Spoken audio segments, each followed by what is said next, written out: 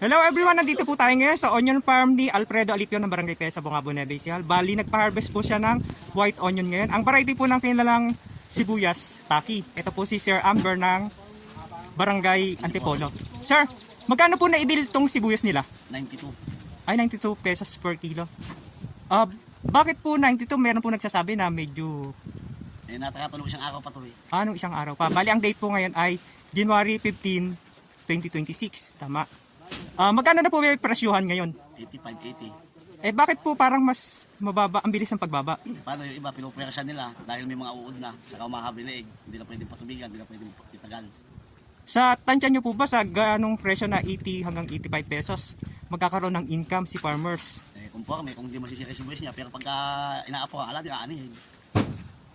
Matanong ko lang po kayo, marami po bang ngayon, imported na sibuyas sa market? Marami, pula, saka puti, binibenta na nila ng bagsak presyo, kaya nadadami yung lokal. Kaya po pala ganun yung biglaan yung pagbaba ng presyo. Ano po kayong pwede maging solusyon naman ng mga onion farmers dito sa Bungabo, Nueva Ecija para naman makasabay po yung mga produkto natin? Hindi sila makakasabay ang onion farmers dito sa Bungabon kasi ang imported mas mababa. Ay, mas mababa. Mas mababa sa merkado. Yun lang kasi medyo alanganin. Kasi di ba dapat mas priority ng government ang local farmers para magkaroon po ng income? Kailangan doon, lagyan na nila ng limit, yung imported, hulihin na. Ayun. Para umaani naman na dito sa Bungabon, tumaas ang presyo ng sibuyas. Yun po yung magandang sinabi nyo kasi favor po kayo sa mga onion farmers dito sa Bungabon. Hindi lang naman dito sa Bungabon ang may sibuyas, pati sa ibang probinsya, sa ibang lugar. Sana po mapansin ni government yung kalagayan ng mga onion farmers dito sa Bungabon na nag-e-effort para kumita, hindi po para malugi.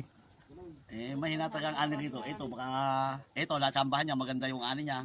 Maganda yung naging presyo. Instant money siguro to. Sa 13 lata, baka instant money.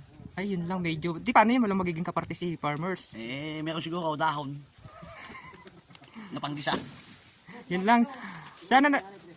Bali, siguro, ang gagawin na lang ni farmers, babawi na lang sa susunod. Kaya lang, medyo matagal-tagal pa ulit bago makapagtanim. Yung pagbawi kasi sa susunod, mahirap na naman yun. Pagkapatuloy yung imported na yan, mga kailangan January, wala nang imported.